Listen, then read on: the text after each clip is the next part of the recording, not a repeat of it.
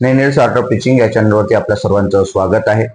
महाराष्ट्रातील ज्या अंगणवाड्या आहेत त्या अंगणवाड्या जिल्हा परिषद शाळांना जोडणार आहे असं एक परिपत्रक आलेलं आहे। असं परिपत्रक आले तर पण संपूर्ण महाराष्ट्रभर अशा ज्या बातम्या आहेत त्या जिल्ह्याच्या लेवलला बातम्या लागलेल्या आहेत। सोबतच शिक्षण अधिकाऱ्यांना विचारलं असता त्यांनी सुद्धा त्यावरती स्वतःची टिप्पणी दिलेली आहे आणि त्यांनी स्वतःचं मत सुद्धा व्यक्त केलेलं आहे।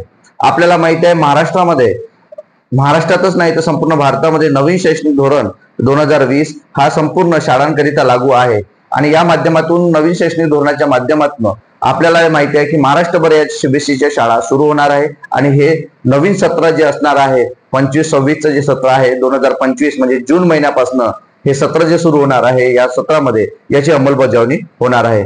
यात संपूर्ण जी माहिती आहे ती माहिती याच्या मागचं कारण काय असणार आहे, नवीन शैक्षणिक धोरण काय आहे, त्याचा पायाभूत स्तर काय आहे, या सर्व बाबींचं उत्तर आणि आपल्या ज्या कर्मचारी मदतनीस आहेत आणि सेविका आहेत त्यांना प्रशिक्षण दिलं जाणार आहे या संपूर्ण बातमीचं आणि प्रश्नाचं उत्तर आपण या व्हिडिओच्या माध्यमातून बघणार आहोत। तत्पूर्वी माझ्या या चॅनलला आपण पहिल्यांदा जर आले असाल तर माझ्या चॅनलला आपण सबस्क्राईब करा, जेणेकरून येणारे जे काही अपडेट्स असेल किंवा माहिती असेल हे आपण आपल्या या चॅनलच्या माध्यमातून आपण बघणार आहोत। महिला भगिनी ज्या असतील आपल्या सेविका मदतनीस असतील त्यांनाही याबद्दल माहिती असणं गरजेचं आहे आणि जे इतर व्यक्ती जे व्हिडिओ बघत असतील त्यांना सुद्धा या गोष्टी माहित असणं गरजेचं आहे।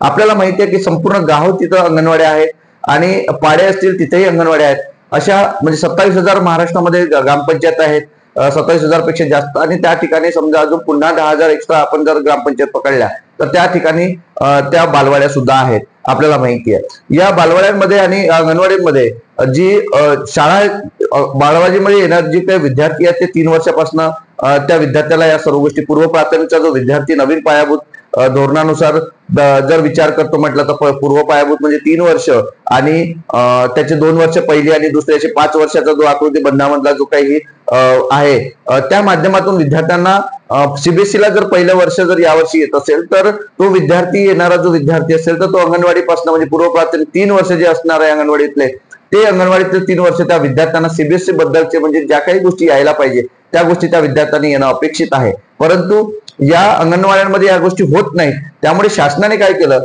की या अंगणवाडीच्या ज्या मदतनीस आहे किंवा आपल्या सेविका आहे यांना जर आपण प्रशिक्षण दिलं तर या प्रशिक्षणाच्या माध्यमातून या अंगणवाडी सेविका आपल्या विद्यार्थ्यांना मात्र या सीबीएसईच्या पॅटर्न नुसार आपल्या विद्यार्थ्यांना थोडं का म्हणजे त्या पायाभूत त्या 3 वर्षामध्ये विद्यार्थ्यांना नक्कीच काही ना काहीतरी शिकवतील आणि त्याचं जे सीबीएसईचं जे धोरण आहे ते नक्कीच पूर्णत्वास येणार आहे। या उद्देशानं या सेविकांना काय करणार आहे तर ही सेविका जी आहे ती मुख्याध्यापकाची जी शाळा आहे अंगणवाडी शाळा आहे ती मुख्याध्यापकाच्या अंडरमध्ये येणार आहे आणि त्यामधनं अंडरमध्ये येणं म्हणजे काय तर त्या शैक्षणिक गुणवत्ता ज्या काही गोष्टी असणार आहेत त्यासाठीच ते अंडरमध्ये येणार आहे। बाकीचं जे कामकाज असणार आहे ते कामकाज मात्र त्यांच्या नुसारच असणार आहे। आपल्याला माहिती आहे सध्याचे जे काही अंगणवाडी आहेत ते आयसीडीच्या अंतर्गत काम करत असतं आणि आता जे जिल्हा परिषद आहे त्याचे जर त्याच्या अंडरमध्ये जर काम केलं तर ते गुणवत्तेसाठी काम असणार आहे।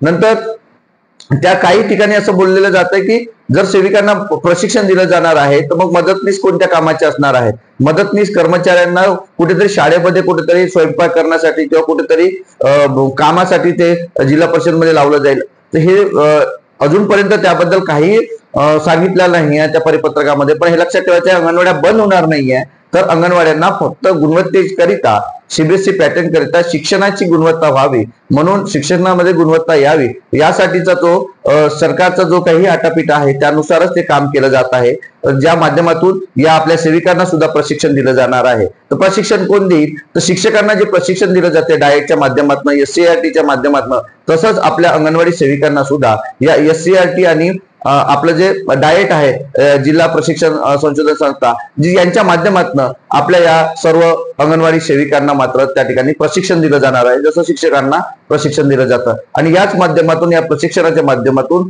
गुणवत्ता कशी म्हणजे विद्यार्थ्यांची पायाभूत स्तरावर पूर्व प्राथमिक स्तरावरील विद्यार्थ्यांची जी गुणवत्ता आहे ती कशी वाढेल याच्यासाठी मात्र शासन प्रयत्न करणार आहे।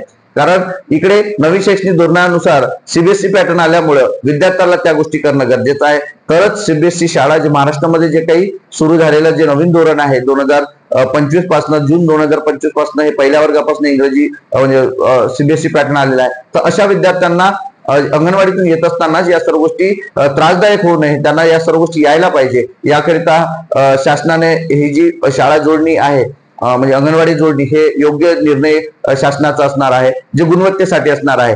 नंतर ज्या मदतनीस आहे त्या मदतनीस सुद्धाही त्याच ठिकाणी, कारण त्यांचं आहार वाटप, त्यांचे जे इतर कामं आहेत ते मात्र बंद होणार नाहीये. कारण अंगणवाडी पूर्ण सामावून घेत नाहीये, समावेश करत नाही असं त्या ठिकाणी शासनाने म्हटलेलं नाहीये की अंगणवाड्यांचं समावेशन हे जिल्हा परिषद मध्ये करणार आहे असं त्या ठिकाणी बोललेलं नाही. परंतु काही लोक कसे असतात, त्यांना वाचन कमी असलं, बरोबर वाचलं नसल्यामुळे ते काय सांगतात की कर्मचारी इथल्या जिल्हा परिषद शाळेमध्ये स्वयंपाक करायसाठी असतील, मदतनीस असतील, हे शाप चुकीचं आहे. कारण ते त्यांची शाळेचं जे व्यवस्थापन आहे, जे केंद्र सरकारचं आयसीडीएसच्या माध्यमातून ज्या काही अंगणवाड्या सुरू केल्या जातात आणि चालवलं जात असतं, याच माध्यमातून त्या अंगणवाड्या सुरू राहणार आहे. फक्त गुणवत्तेकरिता आपल्या अंगणवाडी सेविकांना मात्र हे प्रशिक्षण दिलं जाणार आहे आणि ते जोडलं जाणार आहे. फक्त गुणवत्तेकरिता मुख्याध्यापकाचं त्याचं निरीक्षण किंवा मुख्याध्यापकाचं पर्यवेक्षण हे त्या अंगणवाडी सेविकेवरती आणि अंगणवाडीच्या विद्यार्थ्यांवरती असणार आहे. का तर अंगणवाडीतला येणारा विद्यार्थी हा जिल्हा परिषदच्या शाळेमध्ये येणार आहे. त्यासाठीचा ह्या ज्या बाबी आहेत हे आपल्याला करणं गरजेचे आहेत.